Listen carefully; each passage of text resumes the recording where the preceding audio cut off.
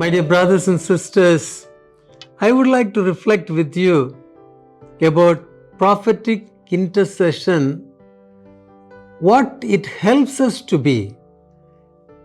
I would convincingly say that Jericho Prophetic Intercession Training Course helps us to become lovers. You may be wondering what this bishop is saying. It teaches you to be a lover. Prophetic Intercession Training Course. Anyone wants to learn how to love? Join Prophetic Training Intercession Course. It will really make you an ardent lover. It will really make you a tremendous lover. Because Jesus is an intercessor. At this moment, seated at the right hand of the Father, he is interceding. Why? Because he is a tremendous lover. What makes Jesus an intercessor? He loves God, his Father, with the fullness of love. And then he loves us with the same love. As the Father loves me, I love you. So he loves us with the same love. And so he turns to the Father and intercedes for us. If he does not have love for me, he would not be able to turn to the Father and intercede for me.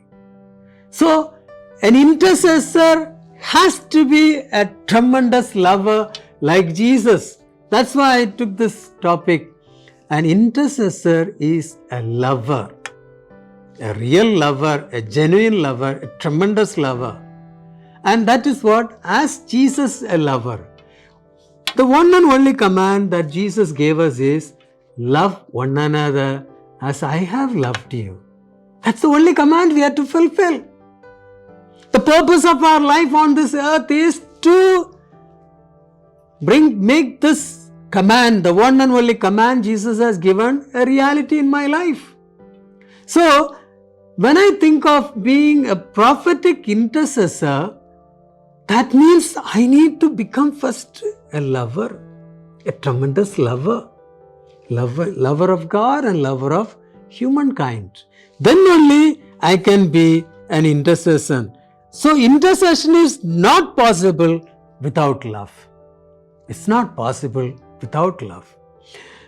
Just let us look at our Blessed Mother Mary. Mary, she's an intercessor now, most powerful intercessor, interceding for all of us. And so, even at this moment, Mary is interceding for us. Why? Because she loves us. She loves us. At the Annunciation, Mary receives the Word of God. At the Annunciation, Mary has a God experience. At the Annunciation, Mary comes to know the love of God. At the Annunciation, Mary loves God. Realizing God's love for her, she loves God. How does she love? Surrenders herself to God. Gives herself totally to God, her lover. She realizes God is loving and giving him to her. And so now she realizing God and gives herself to God. And in turn, what happens? God, receiving her love, sends her as a lover in the mission. That's why immediately after the Annunciation, Mary rushes to her kinswoman Elizabeth to love her, to serve her, to help her, to enable her to come to experience God. That's it. So the Mary now, after having experienced God, after having completely surrendered herself to God, now she goes to love her kinswoman Elizabeth, intercedes for her to God. And that's what the life of Mary is. Mary stands at the foot of the cross again because she loves her son, she loves us, her children. At the cross, she becomes our mother. Again, it is that tremendous love that she has for each one of us. At Cana, it is Mary, the lover of people. She realizes the need of that family. So Mary becomes sensitive, other-oriented, because she's a lover. And she's able to intercede for the people at Cana that they have no wine because she loves them. And that love prompts her to become an intercessor. And then she comes to Jesus and says, they have no wine. And do something. And then that love again makes her to trust in Jesus. See, this is something tremendous. The power of prophetic intercession is it makes us to love God and love others, and it also makes us to be sensitive, to be other-oriented, to know the needs of others and carry those needs with trust, with full faith into God. And that's how it makes us to be. So that's why I find when I was reflecting about prophetic intercession, it makes us to be tremendous lovers. And that's what Mary, in the life of Mary we see. So Jesus, having been a powerful intercessor for mankind to God, and he asks us and he gives us that only command, love one another as I have loved you. A beautiful example again is the high priestly prayer of Jesus, chapter 17 of St. John, where Jesus loves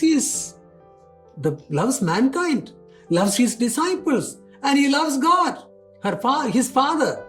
And so he turns to the Father and prays for his beloved. He says, I'm not praying for the world, but I am praying for these. So there is beautiful relationship of love. His relationship of love with his Father and his relationship of love with each one of us for whom he gives his life. That is the tremendous. The prophetic intercessor is one such. And so the prophetic intercession helps me to become a tremendous lover. Another thing, this love transforms. As a prophetic intercessor, when I love God and love others, it transforms me. It changes my attitude. It changes my perspectives. For example, when I love God and when I love others as an intercessor, interceding for mankind, interceding for the world, interceding for the church, my perspective towards the world, my attitude towards the world, towards the church, towards the society, towards mankind, towards my neighbors, everything changes. I become docile. I become a person of understanding. Unless I understand, I cannot be an intercessor. So I understand the people. I understand their situation. I don't become judgmental. I don't be prejudiced. A prejudiced person cannot love, cannot intercede. A prejudiced person cannot really become an intercessor. And that's why our attitude changes. Now, for example, a prophetic intercessor, a person of intercession, it's a lifestyle. Every moment he has to be interceding. You get into the bus, you start praying for all those who are in the bus, the driver, the conductor, and all the fellow passengers. You get into the train, you get into the flight, you do the same. You walk on the street, all those who come across on the road, on the street, you lift them in prayer. That's what an intercessor is. So, in other words, what I mean to say is, an intercessor becomes an universal lover. He loves everyone. He understands everyone. He has an educated heart to understand, not misunderstand. He understands, even if there is something wrong, something evil, something not up to the mark, he will understand and he will be able to accept that. That's what the prophetic intercessor. Otherwise, without this, he cannot be an intercessor. So when I get into, I don't look at people, oh, he's a rich man and so I am pleased to that person, or he's well dressed, he's good looking. No, you go beyond all that.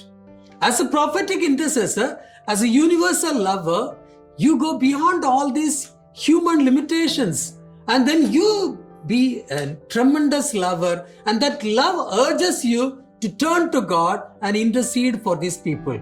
St. Paul, you're beautiful. Why does he say, the love of Christ urges me? Caritas Christi urget me. What does it mean?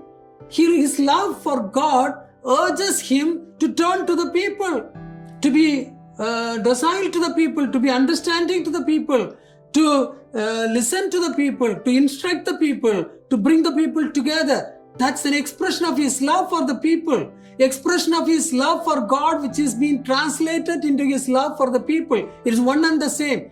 Without my love for God, I cannot love the others.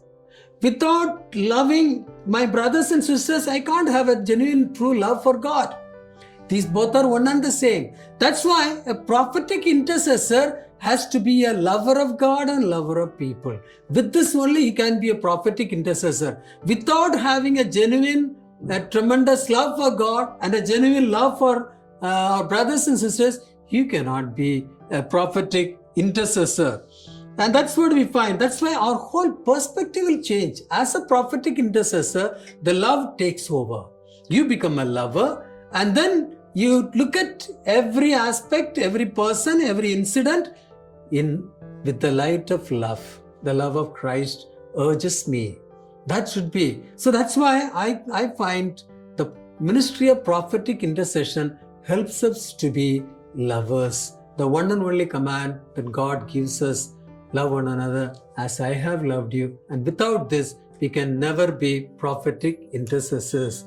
So be grateful to God that you are called to be a prophetic intercessor, which makes you to fulfill the one and only command of God, love one another as I have loved you, and that makes you a tremendous lover. So prophetic intercession makes us to be tremendous lovers like Jesus.